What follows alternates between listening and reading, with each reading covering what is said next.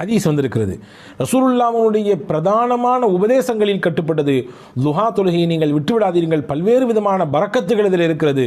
அதற்கு அபூ ஹுரைரா ரலியல்லாஹு அன்ஹு அவர்கள் அறிவிப்பார்கள், புகாரியிலே பதிவாக இருக்கும், ரசூலுல்லாஹ் எனக்கு பிரத்யேகமாக சொன்னார்கள், வசியத் செய்தார்கள், உபதேசம் செய்தார்கள் 3 விஷயத்தை கொண்டு. அந்த 3லே முக்கியமானது ஸலாத்துல் துஹா, துஹா தொழுகையை நீங்கள் கைவிட்டு விடாமல் கடைபிடியுங்கள் என்று எனக்கு சொல்லித் தந்தார்கள்.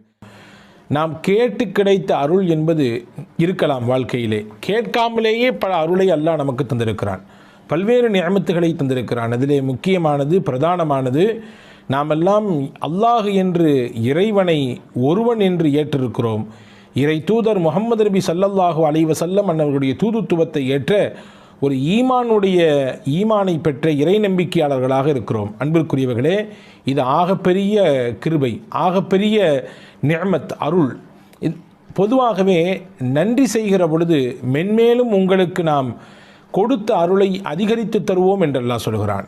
நமக்கு கிடைக்கப்பட்ட ஈமானினுடைய அந்த அருளுக்கு சதாவும் ஒவ்வொரு நாளும் நாம் அவனுக்கு நன்றி உபகாரத்தோடு இருக்கிற பொழுது ஈமானோடு மரணிக்கின்ற பாக்கியத்தையும் அல்லாஹ் தருவான். நமக்கு பின்னால் இருக்கக்கூடிய சந்ததிகள், நம் குடும்பத்தை சார்ந்தவர்கள், நம்முடைய உறவுக்காரர்கள், நம்முடைய பின்னால் வரக்கூடிய தலைமுறைகளுக்கெல்லாம் ஈமான் நசீபை அல்லாஹ் தருவான் என்று பெருமக்கள் நமக்கு சொல்லித் தருகிறார்கள். திருக்குரானிலே அல்லாஹ் சொல்லுவான் தானே, ல இன் ஷக்கர்த்தும் ல அஸீதன்னக்கும், நீங்கள் உங்களுக்கு கிடைக்கப்பட்ட அருளுக்கு நன்றி உணர்வோடு வாழ்வீர்களேயானால் உங்களுக்கு கொடுத்த அருளிலே இன்னும் அதிகரித்து தருவோம்.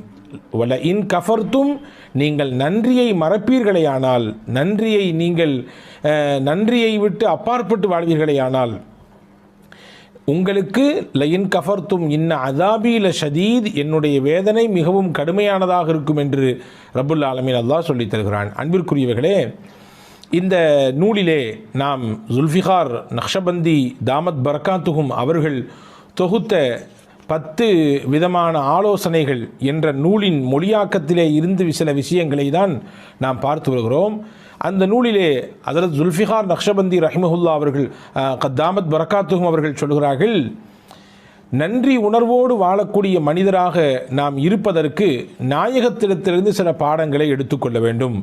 நபிகள் நாயகம் ஸல்லல்லாஹு அலைஹி வஸல்லம் கற்றுத்தந்த ஒரு பிரதானமான பிரார்த்தனை தான் ரலீது பில்லாஹி ரப்பா ஒபில் இஸ்லாமி தீனா ஒபி முஹம்மதின் ஸல்லல்லாஹு அலைஹி வஸல்லம் நபிய்யம் வ ரசூலா. ரலீது பில்லாஹி ரப்பா, அல்லாஹுவை நான் ரப் என்று, எஜமானன் என்று பொருந்திக் கொண்டேன்.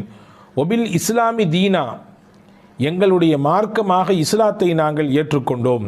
ஒபி முஹம்மதின் ஸல்லல்லாஹு அலைஹி வஸல்லம் நபிய்யம் வ ரசூலா, முஹம்மது நபி ஸல்லல்லாஹு அலைஹி வஸல்லம் மன்னவர்களை நபியாகவும் ரசூலாகவும் நான் சம்மதித்தேன், அவர்களை நான் பொருந்திக் கொண்டேன் என்று பொருள்பட இருக்கக்கூடிய இந்த துவாவை எவர் ஓதி வருகிறாரோ அவர் நன்றி செலுத்தியவராக ஆகுவார் என்பதை ஹஜ்ரத் ஜுல்ஃபிகார் தாமத் பரக்காத்தும் அவர்கள் இந்த நூலிலே நமக்கு தருகிறார்கள். அன்பிற்குரியவர்களே, நன்றி உணர்வோடு இருப்பதற்கு இன்னொரு வழியையும் நமக்கு இந்த நூலிலே அவர்கள் கற்றுத்தருகிறார்கள்.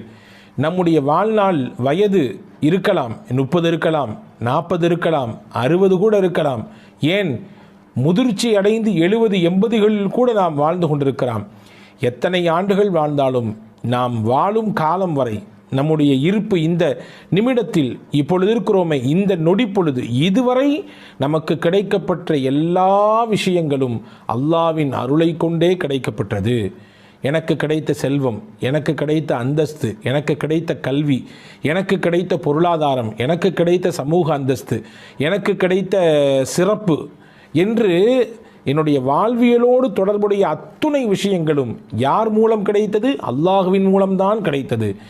இனிவரும் காலங்களில் என்னுடைய வாழ்க்கையின் பிற்பகுதி, நான் 30 வருட காலம் நான் வாழ்ந்து இப்பொழுது 31வது வயதில் இருக்கிறேன், அல்லது 40 வயதில் இருக்கிறேன், அல்லது 60 வயதில் இருக்கிறேன். இனி என் ஹயாத் முடியும் வரை, என்னுடைய வாழ்க்கையின் கடைசி வரை கிடைக்கக்கூடிய விஷயமும் அல்லாஹ்விடத்திலிருந்து தான் கிடைக்கும் என்ற நம்பிக்கையோடு ஒருவர் அந்த நிலைப்பாட்டை வெளிப்படுத்தக்கூடியவராக இருப்பாரையானால் நிச்சயமாக அவரும் நன்றி உணர்வு மிக்கவர் என்பதை பெருமக்கள், குறிப்பாக ஹஜ்ரத் தாமத் பரக்காத்துஹும் ஜுல்ஃபிகார் ரஹிமஹு தாமத் பரக்காத்துஹும் அவர்கள் சொல்கிறார்கள். அன்பிற்குரியவர்களே, என்னுடைய திறமையாலோ, என்னுடைய கல்வி அறிவினாலோ, என்னிடத்தில் இருக்கக்கூடிய செல்வ செழிப்பினாலோ, என்னிடத்தில் இருக்கக்கூடிய அதிகாரத்தினாலோ, என்னிடத்தில் இருக்கக்கூடிய பலத்தினாலோ எதுவும் கிடைக்கவில்லை, எல்லாம் அல்லாவின் அருள் என்ற எண்ணத்தோடு ஒருவர் தன்னுடைய வாழ்வை அமைத்துக் கொள்வாரையானால் அவரும் நன்றிக்குரியவர், நன்றி செலுத்தியவராக இருப்பார் என்பதை ஹஜ்ரத் ஜுல்ஃபிகார் தாமத் பரகாத்துஹும் அவர்கள் சொல்லித் தருகிறார்கள். அன்பிற்குரியவர்களே, எனவே நன்றி உணர்வோடு வாழ வேண்டும். அது நம்முடைய கடைசி நிமிடத்திலே கலிமாவின் பாக்கியத்தை நமக்கு பெற்றுத்தரும். ஹஜ்ரத் ரசூலுல்லாஹி ஸல்லல்லாஹு அலைஹி வஸல்லம் அன்னவர்கள் சொல்லக்கூடிய ஹதீஸ் பதிவு செய்யப்பட்டிருக்கிறது தானே, நாம் எல்லாம் பல தடவை கேட்டிருப்போம் தானே. முஸ்லிம் ஷரீஃபிலே வருகிறது, ரசூலுல்லாஹி ஸல்லல்லாஹு அலைஹி வஸல்லம் சொல்வார்கள், அபூதருல் கிஃபாரி ரலியல்லாஹு அன்ஹு அவர்களுடைய அறிவிப்பு, குல் யுஸ்பிஹு அலா குல்லி சுலாமா மின் அஹதிக்கும் சதகா, உங்களிலே ஒவ்வொருவரும் தினசரி காலை உங்களுடைய உடலிலே இருக்கக்கூடிய ஒவ்வொரு மூட்டு எலும்புக்கு ஜாயிண்ட்டுகள் இருக்கிறது தானே, உடலிலே ஒவ்வொருவருடைய உடலிலும் ஜாயிண்ட்டுகள் இருக்கிறது. நீங்கள் விரலை எடுத்துக்கொள்ளுங்கள், இந்த விரலிலே 3 விதமான ஜாயிண்ட்டுகள் இருக்கிறது, 1 2 3. அதே போன்று உடலிலே எத்தனையோ ஜாயிண்ட்டுகள் இருக்கிறது. அதற்கு ரசூலுல்லாஹி ஸல்லல்லாஹு அலைஹி வஸல்லம் சொன்னார்கள் 360 ஜாயிண்ட்டுகள் இருக்கிறது, 360 மூட்டு இணைப்புகள் இருக்கிறது. இந்த ஒவ்வொரு இணைப்புக்கும் ஒவ்வொரு சதக்கா தர வேண்டும் என்றார்கள் ரசூலுல்லாஹி ஸல்லல்லாஹு அலைஹி வஸல்லம். ஏனென்றால் காலையில் நீங்கள் எழுகிற பொழுது ஆரோக்கியமாக எழுகிறீர்கள். அதற்கு அல்லாமா குர்துபி ரஹ்மத்துல்லாஹி அந்த ஹதீஸுக்கு விளக்கம் எழுதுகிற பொழுது இப்படி எழுதுவார்கள், எந்த மனிதனுடைய ஜாயிண்டுகள் செயல்படாமல் ஸ்தம்பித்து விட்டதோ அவனுடைய வாழ்க்கையும் முடமாகி போகும். நினைத்து பாருங்கள், நம்முடைய கையிலே 5 விரல் இருக்கிறது.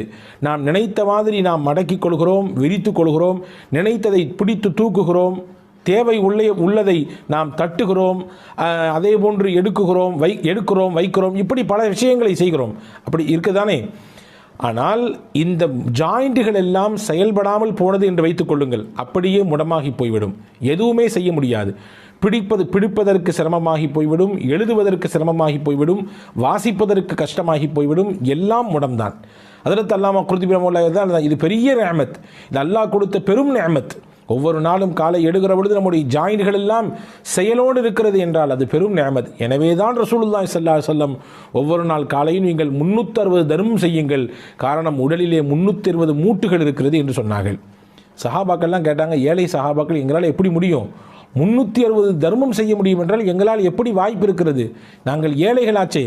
இப்போ ரசூலுல்லாஹ் சொன்னாங்க, அதுக்கு ஃபகுல்லு தஸ்பீஹத்தின் சதகா, சுபஹானல்லாஹ் என்ற தஸ்பீஹ் சொல்லுங்கள், அது ஒரு சதகா. ஒக்குல்லு தஹ்மீதத்தின் சதகா, அல்ஹம்துலில்லாஹ் என்று சொல்லுங்கள், அதுவும் ஒரு சதகா. ஒக்குல்லு தஹ்லீலத்தின் சதகா, லா இலாஹ இல்லல்லாஹ் என்று சொல்லுங்கள், அதுவும் ஒரு சதகா. ஒக்குல்லு தக்பீரத்தின் சதகா, அல்லாஹு அக்பர் என்று சொல்லுங்கள், அதுவும் ஒரு சதகா. வ அம்ரும் பில் மஅரூஃபி சதகா, நல்லதை பிறருக்கு சொல்லிக் கொடுங்கள், அதுவும் சதகா. வ நஹியன் அனில் முன்கரி சதகா, தீமையிலிருந்து ஒரு மனிதரை தடுத்து நிப்பாட்டுங்கள், அதுவும் சதகா தான். சொல்லிட்டு சொன்னாங்க ஸல்லல்லாஹு அலைஹி வஸல்லம், வ யுஜ்ஸி மின் தாலிக குல்லஹு ரக்அத்தானி யர்கஉஹுமா மின் அத்-துஹா, இது எல்லாத்துக்கும் போதுமான ஒன்றை சொல்லட்டுமா, 2 ரக்காயத் துஹாவினுடைய தொழுகை தொழுங்கள், நான் மேலே வசித்து காட்டிய அத்துணை நன்மையும் அதில் பொதிந்திருக்கிறது என்றார்கள் நபிகள் நாயகம் ஸல்லல்லாஹு அலைஹி வஸல்லம். இங்கே 2 விஷயத்தை அந்த ஹதீஸிலிருந்து விளங்கணும். ஒன்று, ஒவ்வொரு நாளும் தனக்கு கிடைக்கப்பட்ட அருளுக்கு ஒரு மனிதர் நன்றி உள்ளவனாக இருக்க வேண்டும் என்பதை ரசூலுல்லாஹ் அந்த ஹதீஸை சொல்கிறாங்க. நன்றி செய்வதற்குரிய வழி என்ன என்பதை சஹாபாக்கள் கேட்ட பொழுது எளிமையான வழியை, நன்றி செய்வதற்குரிய வழியை அழகாக பெருமானா சொல்லித் தருகிறார்கள். தஸ்பீ செய்யுங்கள், தஹ்மீது செய்யுங்கள், அல்லாஹ் அக்பர் என்று சொல்லுங்கள், லா இலாஹ இல்லல்லாஹ் சொல்லுங்கள், எதுவும் இல்லையா, இது எல்லாத்தினுடைய நன்மையையும் நான் பின்னால் சொல்லக்கூடிய ஒரு விஷயம் உங்களுக்கு பெற்றுத்தந்துவிடும். அதுதான் லுஹாவினுடைய 2 ரக்காய் தொழுகை என்று நபிகள் நாயகம் ஸல்லல்லாஹு அலைஹி வஸல்லம் சொன்னார்கள். ஆயிஷா ரலியல்லாஹு தஆலா அவர்கள் அறிவிப்பார்கள், ஹதீஸிலே பதிவாக இருக்கிறது, முஸ்லிமிலே வந்திருக்கிறது, கான ரசூலுல்லாஹி ஸல்லல்லாஹு அலைஹி வஸல்லம் யுஸல்லி ஸலாத்தல் லுஹா அர்பஅன், நபிகள் நாயகம் தொடர்ச்சியாக 4 ரக்காயத் லுஹாவினுடைய தொழுகையை எப்பொழுதுமே தொழுது வருவார்கள் என்று ஹஜ்ரத் அன்னை ஆயிஷா ரலியல்லாஹு தஆலா அவர்கள் சொல்கிறார்கள். நாடினால் பெருமானால் யஸீது மாஷா அல்லாஹ், அல்லாஹ் நாடினால் அவர்கள் அதைவிடவும் கொஞ்சம் கூட்டிக் கொள்வார்கள். ஹதீஸ் வந்திருக்கிறது. ரசூலுல்லாஹ்வுடைய பிரதானமான உபதேசங்களில் கட்டுப்பட்டது லுஹா தொழுகையை நீங்கள் விட்டுவிடாதீர்கள், பல்வேறு விதமான பரக்கத்துகள் இதில் இருக்கிறது. ஹஜ்ரத் அபூ ஹுரைரா ரலியல்லாஹு அன்ஹு அவர்கள் அறிவிப்பார்கள், புகாரியிலே பதிவாக இருக்கும், ரசூலுல்லாஹ் எனக்கு பிரத்யேகமாக சொன்னார்கள், வசியத் செய்தார்கள், உபதேசம் செய்தார்கள் 3 விஷயத்தை கொண்டு. அந்த 3லே முக்கியமானது சொலாத்துல் லுஹா, லுஹா தொழுகையை நீங்கள் கைவிட்டு விடாமல் கடைபிடியுங்கள் என்று எனக்கு சொல்லி தந்தார்கள். ஹதீஸில் வந்திருக்கிறது, நபிகள் நாயகம் ஸல்லல்லாஹு அலைஹி வஸல்லம் சொல்லக்கூடிய ஹதீஸ். ஹஜ்ரத் அபூதர் ரலியல்லாஹு அன்ஹு, ஹஜ்ரத் அபூதருல் கிஃபாரியும் அபு தர்தா ரலியல்லாஹு அன்ஹு அவர்களும் அறிவிப்பார்கள். முஸ்னத் அஹ்மதிலே இந்த ஹதீஸ் பதிவாக இருக்கிறது. அல்லாஹ் சொல்வதாக ரசூலுல்லாஹ் சொன்னார்கள், இப்ன ஆதம், ஆதமுடைய மகனே, இர்க அலி மின் அவ்வலின் நஹாரி அர்பஅ ரக்அத்தின், எனக்காக வேண்டி பகலினுடைய ஆரம்ப பகுதியிலே 4 ரக்காய் தொழுதுவா, அக்ஃபிக ஆஹிரஹு, நீ அப்படி தொழுது வருவதை வளமையாக்கி கொண்டால், இந்த லுஹாவினுடைய தொழுகையை கடைபிடிப்பதை நீ வளமையாக்கி கொண்டால், அன்றைய நாள் முழுக்க உனக்கு உன் தேவைக்கு நானே போதுமானவன். அல்லாஹ் சொல்கிறான், உனக்கு என்னென்ன விஷயமெல்லாம் இருக்கிறதோ அத்துணைக்கும் நான் பொறுப்பு, நான் உனக்கு பொறுப்பாளியாக வந்து விடுகிறேன் என்று அல்லாஹ் சொன்னதாக நபிகள் நாயகம் ஸல்லல்லாஹு அலைஹி வஸல்லம் சொன்னார்கள். ஒரு ஹஜ்ஜி, ஒரு பரிபூர்ணமான உம்ரா, அதனுடைய நன்மையை பெற வேண்டும் என்ற ஆசை இருக்கிறதா, தினசரி துஹா தொழுது வாருங்கள் என்று பெருமானா சொன்ன ஹதீஸ் முஸ்லிமிலே பதிவாக இருக்கிறது. ஹஜ்ரத் அனஸ் இப்னு மாலிக் ரலியல்லாஹு அன்ஹு அவர்களுடைய அறிவிப்பாக, நாங்கள் எங்கள் வாழ்க்கையில் பரக்கத்தை எதிலிருந்து பெற்றுக்கொண்டோம்? லுஹா தொழுகையின் மூலமாக பெற்றுக்கொண்டோம். இன்று பரக்கத்தில்லை, மிகப்பெரிய பஞ்ச நிலை ஏற்பட்டிருக்கிறது, மாத வருமானம் போதாக்குறையாக இருக்கிறது, பத்தாக்குறையாக இருக்கிறது, எங்களுக்கு நெருக்கடியான வாழ்க்கை இருக்கிறது, ரஹ்மத்தும் பரக்கத்தும் வேண்டும் என்று கேட்கக்கூடியவர்கள் நிறைய நம்மிலே உண்டு. அவர்களுக்கெல்லாம் நபிகள் சொல்லக்கூடிய பாடம், லுஹா தொழுகையை கையில் எடுங்கள். அன்பர்களே, லுஹாவிலே இவ்வளவு பெரிய நன்மைகள் இருக்கிறது. லுஹா தொழுகையிலே ரசூலுல்லாஹி ஸல்லல்லாஹு அலைஹி வஸல்லம் அன்னவர்கள் இந்த ஹதீஸின் ஊடாக 2 செய்தியை சொல்லிவிட்டார்கள். ஒவ்வொரு நாளும் அல்லாஹ் உங்களுக்கு வழங்கியிருக்கக்கூடிய அருளை நீங்கள் மறந்து விடாதீர்கள், அவனுக்கு நன்றி செய்து கொண்டே இருங்கள். அந்த நன்றி செய்வதற்குரிய வழியை சொல்லுகிற பொழுது லுஹாவை நீங்கள் தொழுகுங்கள். அதன் மூலமாக நன்றி செய்த நடிகாராகவும் நீங்கள் ஆக முடியும். உங்கள் வாழ்க்கையிலே கிடைக்க வேண்டிய எல்லா விதமான விஷயங்களுக்கும் அல்லாஹ் உங்களுக்கு பொறுப்பாளியாக மாறுகிற உயர்ந்த அந்தஸ்திற்கு உயர முடியும் என்பதையும் நபிகள் நாயகம் ஸல்லல்லாஹு அலைஹி வஸல்லம் இந்த ஹதீஸின் வழியாக நமக்கு சொல்லித் தருகிறார்கள். அன்பர்களே, எனவே நன்றி உள்ள அடியாராக நாம் இருக்கிற பொழுது நிச்சயமாக நமக்கு அல்லாஹ் வழங்கியதை இன்னும் அதிகப்படுத்துவான் என்பது ஒருபுறம் இருந்தாலும், மறுபுறம் முக்கியமாக நம்முடைய கடைசி சமயத்திலே கலிமாவின் பாக்கியம் கிடைக்கும்.